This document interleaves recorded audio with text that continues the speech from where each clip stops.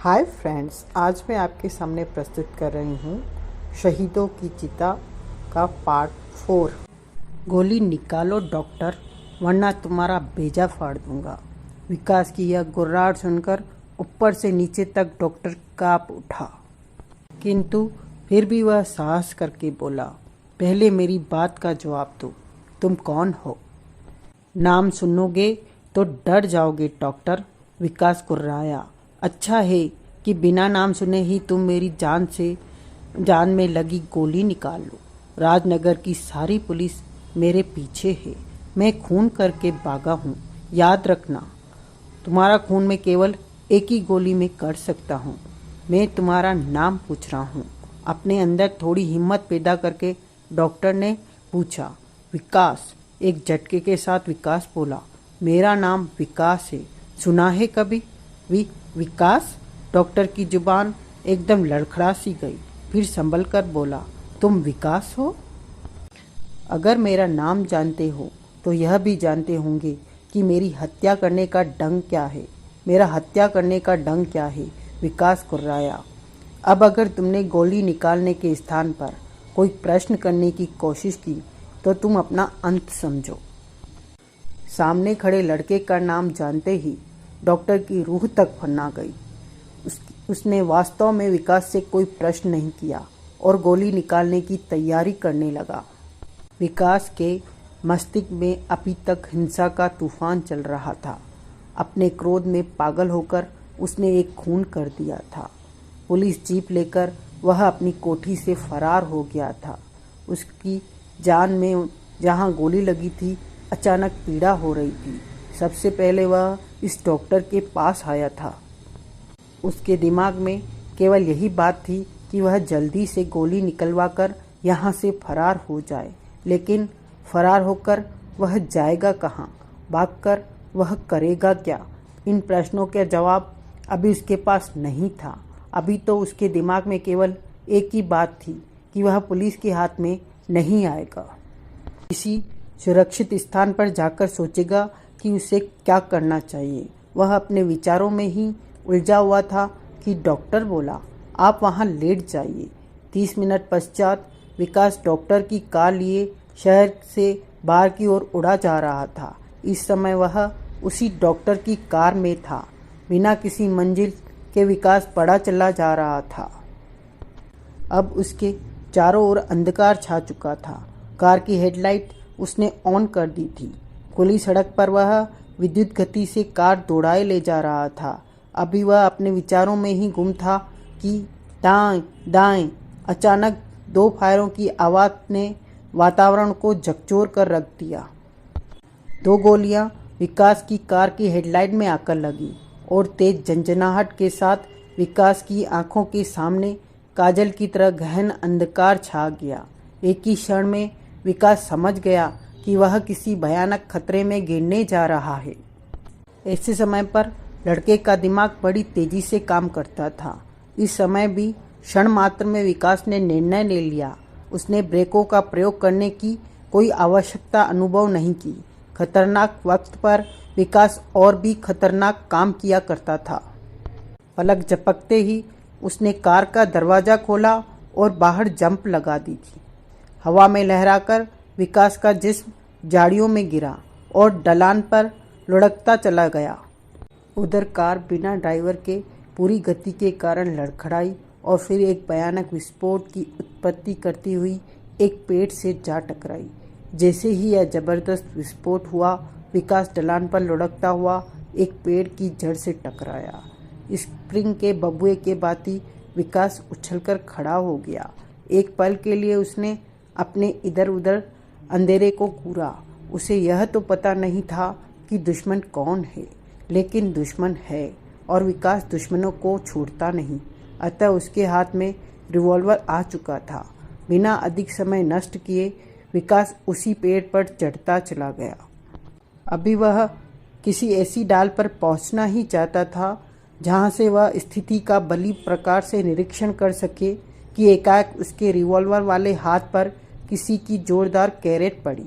उसे स्वप्न में भी आशा नहीं थी कि दुश्मन इसी पेड़ पर होगा। वह अप्रायश्चित हमले के कारण उसके हाथ से न केवल रिवॉल्वर छूट गया बल्कि जोक में वह एकदम पेड़ से नीचे आ गिरा। वह अभी फुर्ती से उछलकर खड़ा होना ही चाहता था कि एक साथ उसकी पसलियों से 2 गन सट गई। अगर हिले मिस्टर विकास तो पसलियां तोड़ दी जाएंगी। एक गुर्राती सी आवाज़ विकास के कानों में पड़ी। हरकत करने का प्रयास करता हुआ विकास एकदम थिथिल पड़ गया। सब कुछ इतनी तेजी से हुआ कि बहुत कुछ करने का प्रयास करने के बाद भी विकास कुछ नहीं कर पाया। सुरक्षावश उसने अपने दोनों हाथ ऊपर उठा लिए। उसी समय उसके ठीक सामने एक शक्तिशाली टॉर्च चली। टॉर्च का सीधा प्रकाश उसकी आंखों में पड़ा और विकास चुंदिया सा गया। उसके बाद विकास ने महसूस किया चारों ओर से लगभग 10 आदमियों ने उसे घेर लिया है। विकास कुछ भी करने की स्थिति में नहीं रह गया था। इस सहस्त्र व्यक्तियों ने उसे मजबूत बंधनों में बांध लिया। उसे एक ट्रक की अगली सीट पर बिठा दिया गया। विकास के दोनों ओर 2-2 व्यक्ति बैठ गए और बाकी के व्यक्ति ट्रक के पिछले भाग में। ये लोग कौन हैं? विकास के दिमाग में प्रश्न चकरा रहा था। न तो विकास ही कुछ बोला और न ही उनमें से किसी ने उठने अथवा आपस में बात करने का प्रयत्न किया। एक लंबी चुप्पी के साथ ट्रक राजनगर को बराबर पीछे छोड़ता जा रहा था। विकास उसी एक प्रश्न में उलझा हुआ था। उसे नहीं पता था कि ट्रक में सवार हुए उसे कितना समय गुजर गया है, किंतु जब ट्रक रुका तो उसके विचारों में डूबे मस्तिष्क को एक झटका सा लगा। उसने देखा लेकिन कहीं कुछ नजर नहीं आया। ट्रक की हेडलाइट भी अंधेरे की दोस्त बन गई थी। ट्रक के बाहर चारों ओर गहरा सन्नाटा और अंधकार था। आप लोग कौन हैं? विकास ने पहली बार प्रश्न किया। आप अपने हर प्रश्न का जवाब हमारे चीफ को देखकर खुद ही पा जाएंगे। उनमें से एक ने बड़े शुष्क स्वर में उत्तर दिया। कौन है तुम्हारा चीफ? विकास ने अगला प्रश्न किया। आप उन्हें पहचान जाएंगे। कहाँ है? अभी उसने यह प्रश्न किया ही था कि एकदम ट्रक ढेर सारे प्रकाश से नहा उठा। विकास ने देखा चारों ओर से लगभग 20 टॉर्च चमक रही थी। सबका केंद्र था वही ट्रक। विकास यह तो नहीं समझ पा रहा था कि वह जंजाल में फंस गया है, किंतु ये अवश्य समझ गया था कि ये लोग जो भी हैं काफ़ी शक्तिशाली लोग हैं। अभी इसके आगे उसका दिमाग सोच भी नहीं पाया था कि चारों ओर से चमकती हुई टार्चें ट्रक के करीब आने लगी। साथ ही वह इलाका भारी बूटों की आवाज़ से कांपने लगा। विकास एकदम पहले से भी अधिक सजग हो गया। निश्चित रूप से बूटों की ये आवाज़ें सैनिकों की थी, किंतु सवाल था किस देश के सैनिक? टार्चों के पीछे छुपे सैनिकों ने ट्रक के करीब आकर उसे चारों ओर से घेर लिया। ट्रक का दरवाज़ा खुला। बंधनों से जकड़े विकास को एक सैनिक ने कंधे पर लादा। ये सभी सैनिक पूरी तरह सशस्त्र थे। टार्चों के प्रकाश में विकास को लेकर वे आगे बढ़े। उस समय विकास का दिमाग और भी तेजी से घूमने लगा जब उसने देखा सैनिक उसे लेकर एक विमान की सीढ़ी पर चढ़ रहा है। ये लोग कौन हैं? क्या चाहते हैं? उसे कहाँ ले जा रहे हैं? इसी प्रकार के अनेक सवाल विकास के दिमाग में बिजली की बाती चकराने लगे, परंतु अभी तक वह किसी भी प्रश्न का उत्तर नहीं खोज पाया था और उसे विमान के अंदर पहुंचा दिया गया। विकास के दिमाग में उस व्यक्ति का जवाब घूम रहा था। उसने कहा था उनके चीफ को देखकर वह सब कुछ समझ जाएगा। कौन है उनका चीफ? कहाँ है? उसे विमान की सीट पर डाल दिया गया। आप लोग हैं कौन? अब विकास की जिज्ञासा इतनी बढ़ चुकी थी कि जब रहा नहीं गया तो चीख पड़ा, और मुझसे क्या चाहते हैं? उसको घेरे हुए सीटों पर 5 सैनिक बैठे थे। विमान में पर्याप्त प्रकाश था और प्रत्येक सैनिक के चेहरे पर भली भांति निरीक्षण करता था। सैनिकों ने उसका प्रश्न सुना, किंतु एक भी चेहरे पर ऐसी प्रतिक्रिया नहीं हुई जैसे उसने कुछ सुना हो। विकास ने पुनः चीखकर प्रश्न दोहरा दिया, किंतु डाक के 3 पात। स्थिति में कोई परिवर्तन नहीं आया। अबे बहरे हो क्या? जवाब इसका भी नहीं मिला। वे सब भावहीन सी मृदा लिए यूं ही बैठे रहे। इस समय विकास अगर कुछ करने की स्थिति में होता तो एक एक का हुलिया बिगाड़ देता, लेकिन बेचारा विवश था। हवाई जहाज की सीढ़ी वापस खींच ली गई। इंजन चालू हो गया। अब मुझे कहाँ ले जा रहे हो? विकास पुनः झुंझलाकर चीखा।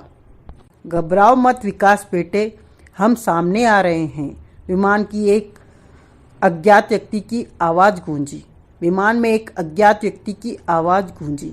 विकास को लगा जैसे यह आवाज़ उसने कहीं सुनी है, लेकिन कहाँ? उसने सोचा, किंतु याद नहीं आया। अबे ओ चिड़ी मार, सामने क्यों नहीं आता? विकास ने गुर्राकर कहा, और उसके यही कहते कहते विमान गड़गड़ाहट के साथ हवा में उठ गया। आ रहा हूँ बेटे, तुमसे तो बहुत पुराना हिसाब चुकाना है। वही आवाज़ पुनः गूंजी। विकास को लगा जैसे आवाज़ सुनते सुनते ही उसे इस आवाज़ के मालिक की याद आने वाली है। पुनः आवाज़ सुनने के लिए विकास बोला, अबे ओ चोटी के, आता क्यों नहीं? लेकिन इस बार आवाज़ ने कोई जवाब नहीं दिया। वहाँ बैठे सैनिकों में भी किसी प्रकार की कोई प्रतिक्रिया नहीं हुई। विकास बार बार उस आवाज़ को ललकारता रहा, मगर कोई प्रभाव नहीं हुआ। विमान को हवा में तैरते करीब 15 मिनट गुजर गए। विकास भी शांत हो गया।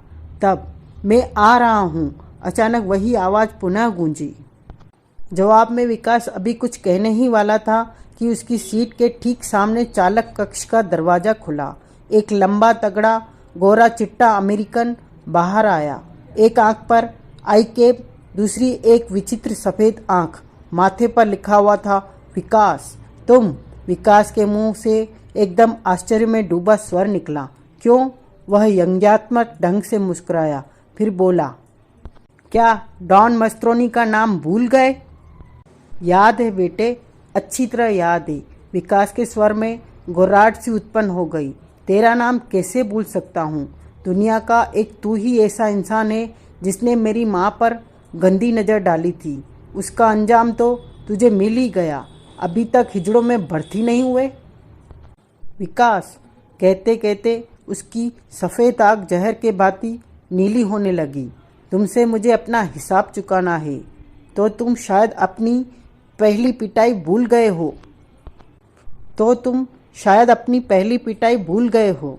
डान को घूरता हुआ विकास बोला, लेकिन तुम्हें यह जरूर याद होगा कि उस टकराव पर मैंने तुम्हें इसलिए जिंदा छोड़ दिया था क्योंकि उस समय मेरे साथ विजय और अल्फा से गुरु थे। लेकिन तुमने डॉन को छोड़कर डॉन के हाथों अपनी मौत लिख ली है। डॉन मस्तोनी कठोर स्वर में बोला, तुम्हें याद होगा बेटे कि तुमने न केवल डॉन की बेइज्जती की थी बल्कि पूरी माफिया का अपमान किया था। दुनिया के पर्दे पर पहले वह व्यक्ति हो जिसने माफिया के एजेंटों की लाशें सारे न्यूयॉर्क में फैला दी थी।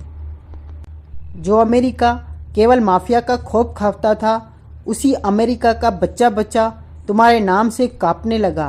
तुम्हारे अलावा दुनिया में कोई ऐसा इंसान नहीं है जिसने माफिया को इतनी बड़ी शिकस्त दी है। तुम माफिया के सबसे बड़े दुश्मन हो।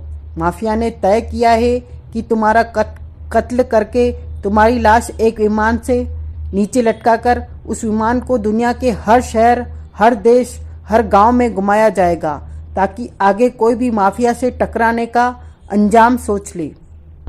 इसका मतलब यह हुआ बेटे कि माफिया एक बार फिर विकास से टकराना चाहती है।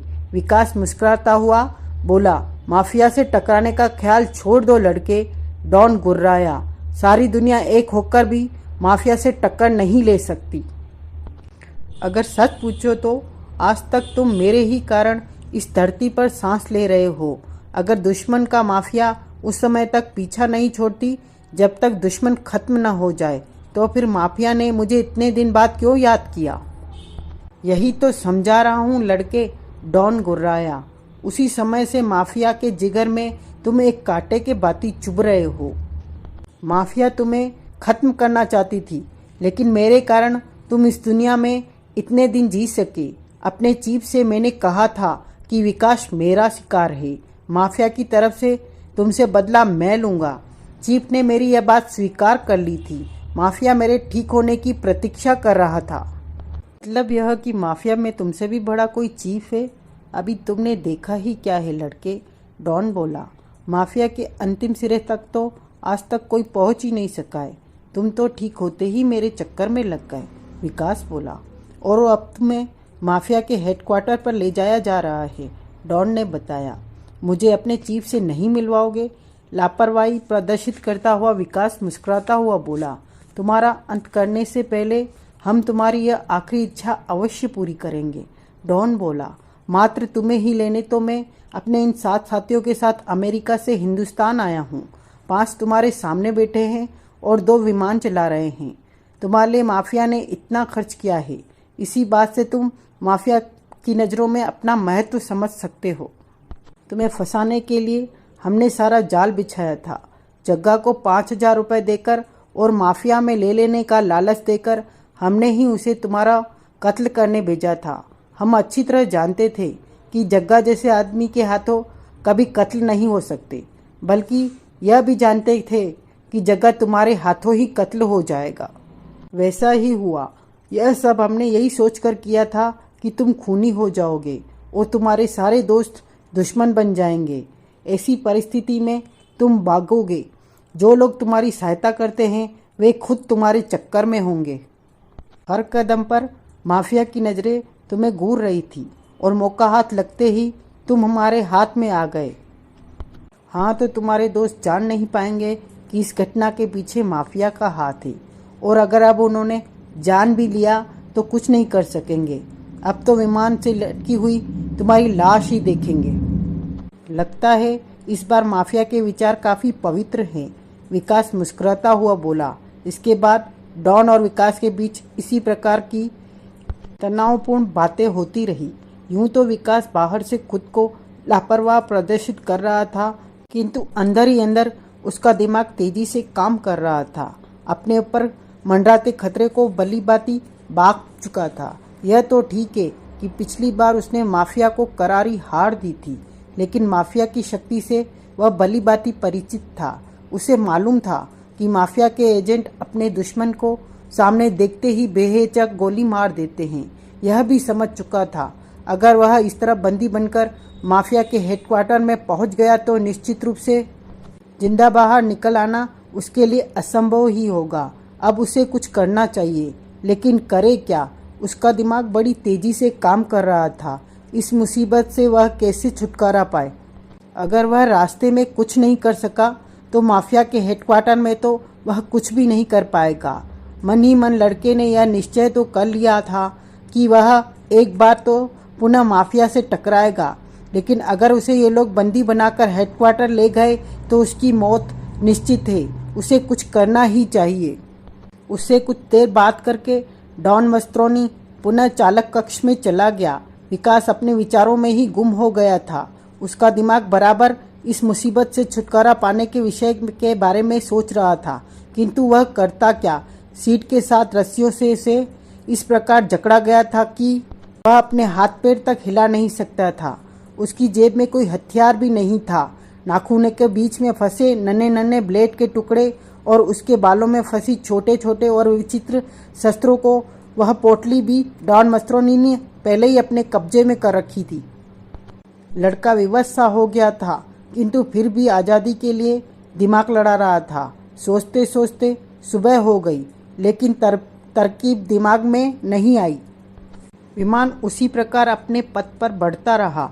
5 सैनिकों में से 3 सैनिक रात में सो लिए थे। सुबह होते ही वे जाग गए और बाकी के सो गए। सोचते सोचते विकास का दिमाग भी थक गया। उसे भी नींद आ गई। उसे जोर से झंझोड़ कर जगाया गया। विकास ने देखा जगाने वाला डॉन मस्त्रोनी था। उसने 2-3 बार उसकी पलकों को झपका और बोला, क्या बीमारी है? पाकिस्तान में मुसलमान लोग बकरे को हलाल करने से पहले उसकी सेहत बनाते हैं। बड़ी जहरीली मुस्कान के साथ कहते हुए डॉन मस्त्रोनी ने अपने समीप ही खड़े सैनिक की ओर संकेत किया। उसके हाथ में एक खाने की प्लेट थी। ओह, विकास इसका मतलब समझता हुआ बोला, तो सेवा करने आए हो? खैर, विकास को खाना खिलाया गया, किंतु खाना खिलाते समय भी उसे खोला नहीं गया। उस समय दोनों सैनिकों की गनें और डॉन मस्त्रोनी की रिवॉल्वर उसकी तरफ ऐसे तनी हुई थी जैसे इस कदर बंधा हुआ विकास कोई हरकत कर सकता है। तीसरा सैनिक बंधे हुए हाथ से विकास को अपने हाथ से खाना खिला रहा था। खाना खाकर विकास पुनः सो गया और जब दोबारा उसकी आंख खुली तो विमान में लाइटें ऑन हो चुकी थी, यानी रात हो चुकी थी। विमान अब भी आकाश में था, वह और अमेरिका की ओर बढ़ा जा रहा था। दिन में जागने वाले तीनों सैनिक सो चुके थे और बाकी दोनों सैनिक जाग चुके थे। बंधनों में कसा हुआ विकास का जिस्म जकड़ सा गया था। अभी उसे जगे हुए अधिक समय ही नहीं हुआ था कि डॉन मस्त्रोनी का एक सैनिक के साथ अंदर दाखिल हुआ। सैनिक के हाथ में खाने की प्लेट थी। विकास की तरफ बढ़ाता हुआ डॉन मस्त्रोनी व्यंग्यात्मक स्वर में बोला, लीजिए सरकार, शाम का खाना हाजिर है। आखिर बलि का बकरा जो ठहरा।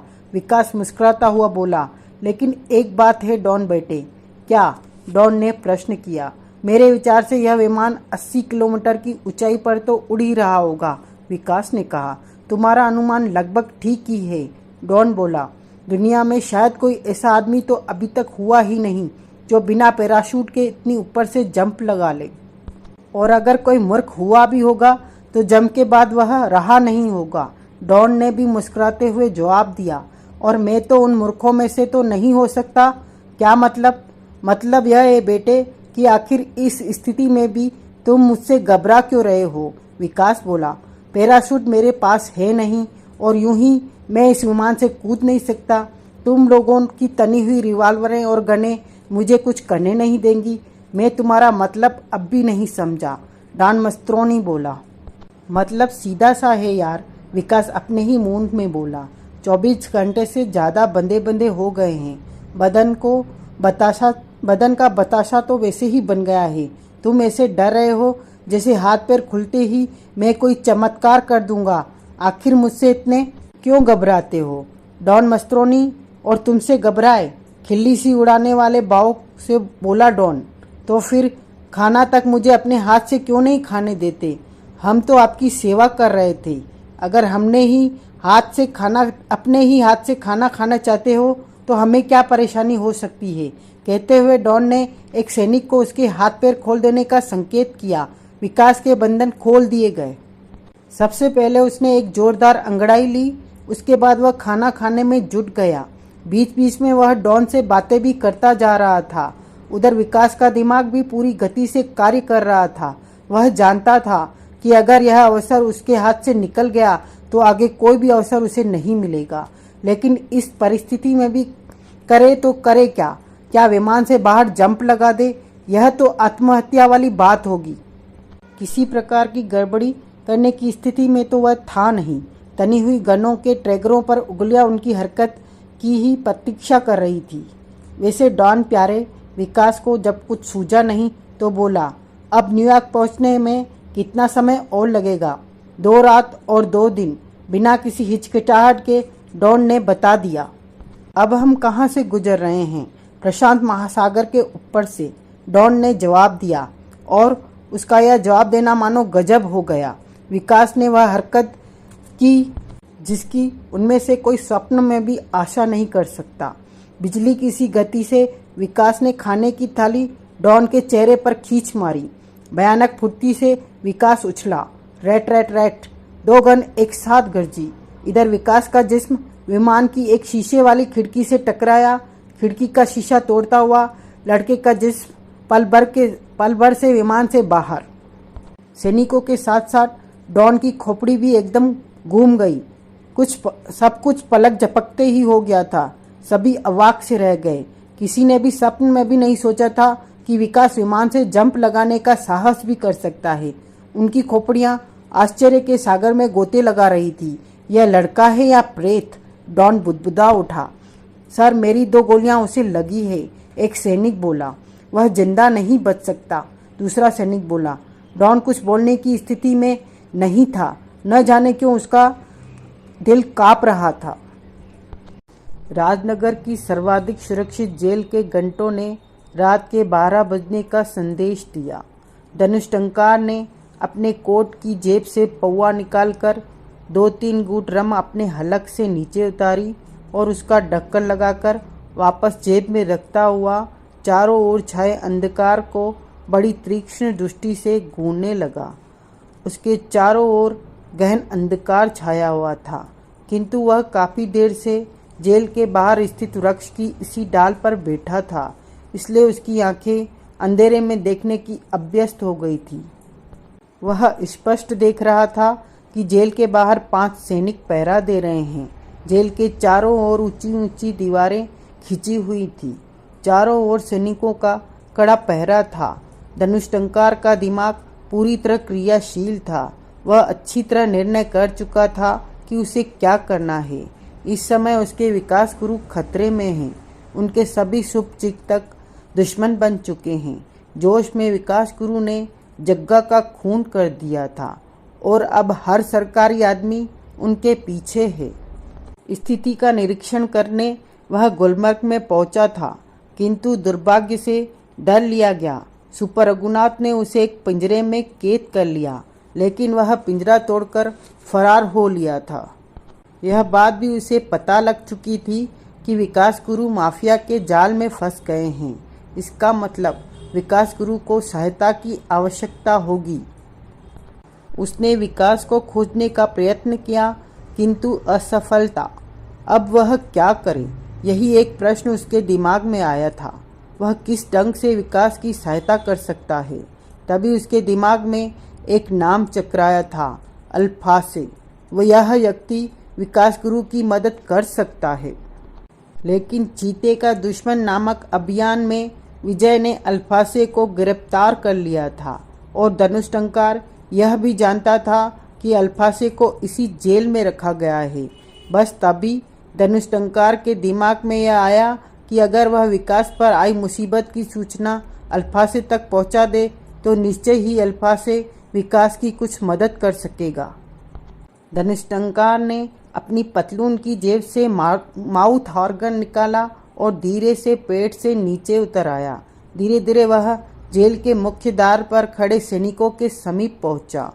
जेल की दीवार के साए में वह आराम से बैठ गया। सबसे पहले उसने माउथ ऑर्गन का एक खास बटन दबाया। इसका प्रभाव यह हुआ कि अब माउथ ऑर्गन बज नहीं सकता था। इस माउथ ऑर्गन के विशेष और गुप्त छिद्रों में क्लोरोफुन युक्त बेहोशी की गैस भरी हुई थी। उसने आर्गन मुंह से लगाया और इस प्रकार की हरकत करने लगा मानो वह माउथ ऑर्गन बजा रहा है। उसमें से कोई आवाज़ नहीं बल्कि बेहोशी की गैस निकल रही थी। इस गैस के प्रभाव से बचने के लिए धनुष्टंकार ने खुद पहले ही एक कैप्सूल खा लिया था। सैनिकों का ध्यान लेश मात्र भी उसकी ओर नहीं था। 10 मिनट के बाद 5 सैनिक गैस के प्रभाव में आए और थोड़े से अंतराल के बाद 5 बेहोश हो गए। धनुष्टंकार ने माउथ ऑर्गन जेब में डाला और 2 टांगों पर दौड़ता हुआ उनके करीब पहुंचा। 5 में से एक पर मुख्य द्वार की चाबी मिल गई। बड़े आराम से धनुष्टंकार ने मुख्य द्वार को खोला और अंदर प्रविष्ट हो गया। इसके बाद एक दीवार पर वह उछलता हुआ भाग रहा था। उधर अल्फासे अपने बैरक में आराम फरमा रहा था। उसका दावा था कि उसकी इच्छा के विरुद्ध उसे किसी भी कैद में नहीं रखा जा सकता। अपने इस दावे को जीवन में वह काफ़ी बार सिद्ध करके दिखा चुका था। वह जानता था कि जब वह चाहेगा यहाँ से फरार हो जाएगा, लेकिन अभी तक उसने कोई प्रयास ही नहीं किया था। वह कुछ दिन और इस जेल की हवा लेना चाहता था। इस समय अल्फासे सोने का प्रयास कर रहा था, किंतु न जाने क्यों उसे नींद ही नहीं आ रही थी। अभी कुछ देर पूर्व जेल के घंटाघर ने 12 बजे का संदेश दिया था। न जाने क्यों उसे दिल में अजीब सी बेचैनी का अनुभव हो रहा था। काफ़ी प्रयासों के बावजूद भी वह अपनी इस बेचैनी का कारण नहीं जान सका था। अभी वह अपने दिमाग की इस उधेड़बुन में लगा ही था कि अचानक एक हल्की सी चीख ने उसके कान खड़े कर दिए। यह चीख ऐसी थी जैसे किसी ने अपनी पूरी शक्ति लगाकर चीखना चाहा था, किंतु उसके विरोधी ने ऐन वक्त पर उसके मुंह पर हाथ रख दिया हो। चीख सुनते ही अल्फासे बैरक की सलाखों पर झपटा। उसने देखा बाहर गैलरी में दाईं ओर कोई जंतु एक सैनिक के सिर पर बैठा था। अंधेरे के कारण अल्फासे स्थिति को साफ तो नहीं देख सका था, किंतु इतना वह समझ गया था कि यह टूटी फूटी सी चीख सैनिक की थी। अभी अल्फासे उचित ढंग का कोई अनुमान भी नहीं लगा पाया था कि सैनिक गिरा और साथ में बिजली की सी गति से जंतु हवा में लहराया और वह जंतु सलाखों के बाहर अपनी 2 टांगों पर ठीक उसके सामने खड़ा था। अबे धनुष्टंकार, एकाएक चौंका अल्फासे। तुम इस तरह? जवाब में धनुष्टंकार ने एक मुड़ा हुआ कागज निकाला और सलाखों के बीच से अल्फासे को थमा दिया। अल्फासे ने कागज खोला। लिखा था, आदरणीय डबल गुरु, 2 बार चरण स्पर्श। हाल पूछो तो यह है कि बेहाल है। विकास गुरु ने जोश में आकर जग्गा नामक एक गुंडे का खून कर दिया है। पुलिस और स्वामी विजय गुरु के चक्कर में हैं। गुरु फरार है, लेकिन असल मामला यह है कि जग्गा माफिया का आदमी था और गुरु को फंसाने के लिए यह माफिया की चाल थी। निश्चित रूप से आपकी विशाल बुद्धि में यह बात प्रविष्ट हो चुकी होगी कि माफिया गुरु से अपना बदला लेना चाहती है। गुरु का कुछ पता नहीं चल रहा है, उन्हें सहायता की जरूरत होगी और आप ऐसे समय में उनके काम आ सकते हैं। अगर इरादा हो तो यह सलाखें तोड़ डालूं। धनुष्टंकार। बस कागज में यही लिखा था, किंतु इतना पढ़कर ही अल्फासे भयानक खतरे को बाप गया था। उसका चेहरा एकदम कनपटी तक सुर्ख हो गया। बोला, जल्दी से लॉक तोड़ो। लेकिन इससे पहले कि धनुष्टंकार आज्ञा का पालन कर पाए, वे दोनों बुरी तरह चौंक पड़े। तो प्यारे, मतलब यह है कि लफड़ा पूरा फैल गया है। विजय अजय अर्थात ब्लैक बॉय से बोला। हमने बिना सोचे समझे अपने दिलजले के साथ आपादापी शुरू कर दी और नतीजा यह निकला कि यह साली माफिया की चाल सफल हो गई। इसका मतलब तो यह हुआ सर कि विकास इस समय खतरे में है।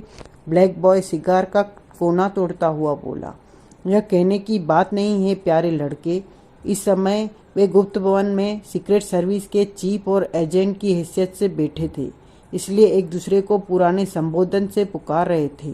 लड़का खतरे में नहीं है, बल्कि भयानक खतरे में है। माफिया के एजेंट उससे बुरी तरह खार खाए बैठे हैं और डॉन वस्त्रोनी के तो उसके नाम मात्र से ही पतिंगे लग जाते हैं। सच यह है कि अगर विकास उनके हाथ लग गया तो उसे एकदम गोली मार देंगे। तो फिर अब क्या किया जाए सर? अपने दिमाग को उलझन ब्लैक बॉय ने विजय के समक्ष रख दी। इसी चक्कर में तो अपने दिमाग का कीमा बन गया है प्यारे, विजय बोला। मुसीबत तो यह है साला दिलजला ऐसा गायब हुआ है कि कुओं में जाल डलवाने के बाद भी अब तक कहीं नजर नहीं आया। लेकिन हम क्या कर सकते हैं सर? कुछ न कुछ करना ही होगा प्यारे, विजय बोला। वैसे तो अपना दिलजला अब वह रसगुल्ला नहीं रहा जिसे जीभ में रखते ही माफिया वाले हजम कर जाएंगे। यह तो हमें विश्वास है कि वो आसानी से मरने वाला नहीं है, और अगर मरा भी तो माफिया के दांत खट्टे कर देगा। लेकिन फिर भी हम यह नहीं सोच सकते कि यह माफिया को निश्चित रूप से समाप्त कर देगा। माफिया एक विश्वव्यापी अपराधी संस्था है प्यारे। अकेले लड़के का उससे टकराना मौत से टकराने से भी अधिक भयानक है। हमें कुछ करना चाहिए, लेकिन हम क्या करें सर? यार प्यारे लड़के, विजय बुरा सा मुंह बनाकर बोला। तुम साले बार बार एक ही बात कह देते हो, यानी कि अब वह तुम यह प्रश्न कभी मत दोहराना, क्योंकि हमने तुम्हारे इस प्रश्न का उत्तर ढूंढ लिया है। क्या सर? अपने लूमड़ मियाँ आजकल जेल में आराम फरमा रहे हैं। कुछ सोचता हुआ विजय बोला। तो ब्लैक बॉय बोला, क्यों न उसे निकाल लिया जाए? विजय ने जैसे विस्फोट किया। क्या? ब्लैक बॉय उछल पड़ा। यह आप क्या कह रहे हैं सर? बिल्कुल ठीक कह रहे हैं प्यारे, विजय बोला। हम सोच रहे हैं कि इस बार हम और लूमड़ खान यार दोस्त बनकर अमेरिका जाएं और माफिया का जाफिया बनाएं। अगर हम माफिया से डरते रहे तो वह अपने दिलजले के लिए हमेशा मुसीबत बनी रहेगी। लेकिन सर, इसके लिए आपके साथ मैं चल सकता हूँ, सीक्रेट सर्विस का कोई अन्य एजेंट चल सकता है, लेकिन अल्फासे ही क्यों? प्यारे काले लड़के, विजय बोला। इस केस में अपना लूमड़ खान ही सबसे ज़्यादा काम का आदमी है। अब तुम पूछोगी कि क्यों। इसका जवाब यह है प्यारे भाई कि अपने लूमड़ मियाँ कई बार माफिया की खाट खड़ी कर चुके हैं। माफिया के बारे में वह हम सबसे ज़्यादा जानता है। वैसे तो वह एक नंबर का एक हरामी है, किंतु यह भी हम जानते हैं प्यारे चीफ मियाँ कि यह सुनते ही कि विकास खतरे में है वह हमारा साथ देने के लिए तैयार हो जाएगा। अपना लूमड़ खान वैसे तो साला कभी सीधी न होने वाली कुत्ते की दुम है, लेकिन विकास के लिए वह एकदम सीधा हो जाता है। यह मानने की बात है प्यारे कि विकास से उसे बेहद प्यार है। लेकिन सर, उसे कानून छोड़ कैसे देगा? छोड़ेगा नहीं तो छुड़ा लिया जाएगा प्यारे भाई। क्या मतलब सर? ब्लैक बॉय बुरी तरह चौंक कर बोला। कानून के रक्षकों को देश की सुरक्षा के लिए कभी कभी कानून को तोड़ना पड़ता है। काले लड़के, विजय बोला। मुझे मालूम है, कानूनी ढंग से किसी भी प्रकार से अपने लूमड़ खान को जेल से बाहर नहीं लाया जा सकता। इसका मतलब सब कुछ गैर कानूनी ढंग से करना होगा। लेकिन आप करेंगे क्या सर? सुनो प्यारे, विजय धीरे धीरे ब्लैक बॉय को कुछ समझाता चला गया। विजय ने खुद को ऊपर से नीचे तक चुस्त स्याह लिबास में छुपा लिया था। एक काले नकाब ने उसके सिर और चेहरे को ढक दिया था। नकाब से बाहर केवल उसकी आंखें ही बाहर झांकने का प्रयास कर रही थी। जेल की पिछली दीवार को फांदकर वह गुप्त ढंग से जेल की सीमा में दाखिल हुआ था। इस जेल के नक्शे से वह भली भांति परिचित था। बिना किसी सैनिक से टकराए वह अपनी मंजिल तक पहुंच गया था। मंजिल पर पहुंचते ही वह बुरी तरह चौंका। अल्फासे वाली बैरक के सामने खड़े धनुष्टंकार को उसने पहचान लिया था। उसे देखते धनुष्टंकार और अल्फासे भी एकदम बुरी तरह चौंक पड़े। निश्चित रूप से वे विजय को पहचान नहीं पाए थे। धनुष्टंकार का हाथ तेजी से अपने कोट की जेब में रेंगा, लेकिन फिस तभी विजय के हाथ में दबी साइलेंसर युक्त रिवॉल्वर ने एक शोला उगला। गोली धनुष्टंकार के उस हाथ को स्पर्श करती हुई निकल गई जो जेब में पड़ी रिवॉल्वर की ओर बढ़ा था। धनुष्टंकार के साथ अल्फासे भी अवाक सा रह गया। अपने हाथ ऊपर उठा लो, विजय ने गुर्राते हुए कहा। धनुष्टंकार ने संभलते हुए तुरंत आज्ञा का पालन कर दिया। लंबे लंबे कदम रखता हुआ विजय उनके करीब पहुंच गया। धनुष्टंकार को कवर किए उसने सखीचों के पीछे खड़े अल्फासे को घूरा। अल्फासे भी उसकी चमकती हुई आंखों में झांकने का प्रयास कर रहा था। एकाएक अल्फासे के होठों पर बड़ी प्यारी मुस्कान उभरी। वह बोला, मैं तुम्हें पहचान चुका हूँ जासूस प्यारे। हाँ साले, विजय अपनी असली आवाज़ में नकाब उतारता हुआ बोला। तुम तो गिद्ध हो ना? और यह रहस्य खुलते ही धनुष्टंकार जैसे चमत्कृत सा रह गया। इस रूप में यहाँ विजय को देखकर उसकी खोपड़ी गुम गई। उसने एकदम झपटकर विजय के चरण स्पर्श कर लिए। विजय उसका कान पकड़कर बोला, क्यों बे सेक्रेटरी की औलाद, यहाँ क्या कर रहे हो? जो तुम करने आए हो, जवाब अल्फासे ने दिया। क्या मतलब प्यारे लूमड़ भाई? समय खराब मत करो जासूस प्यारे।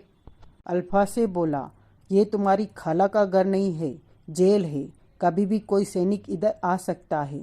मैं जानता हूँ कि विकास खतरे में है और उसे बचाने के लिए इस समय तुम लोगों को मेरी ज़रूरत है।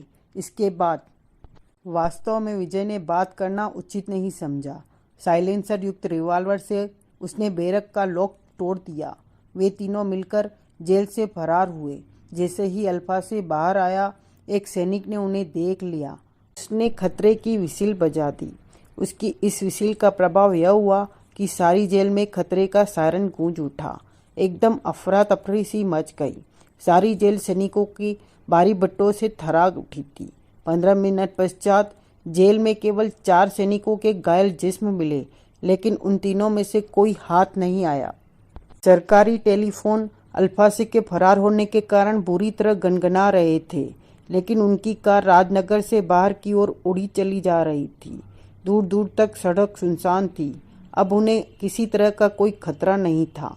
कार धनुष्टंकार ड्राइव कर रहा था, पीछे विजय और अल्फासे बैठे हुए थे। तो जासूस प्यारे, तुमने मुझे जेल से भागने में गैर कानूनी ढंग से मदद की है, अचानक अल्फासे बोला। कभी कभी ऐसा भी होता है। प्यार में चलते चलते विजय ने बकायदा फिल्मी धुन की पक्ति अलाप दी। अगर मैं तुम्हारी इस हरकत के बारे में तुम्हारे पिता ठाकुर साहब को बता दूं तो अल्फा से बोला, क्या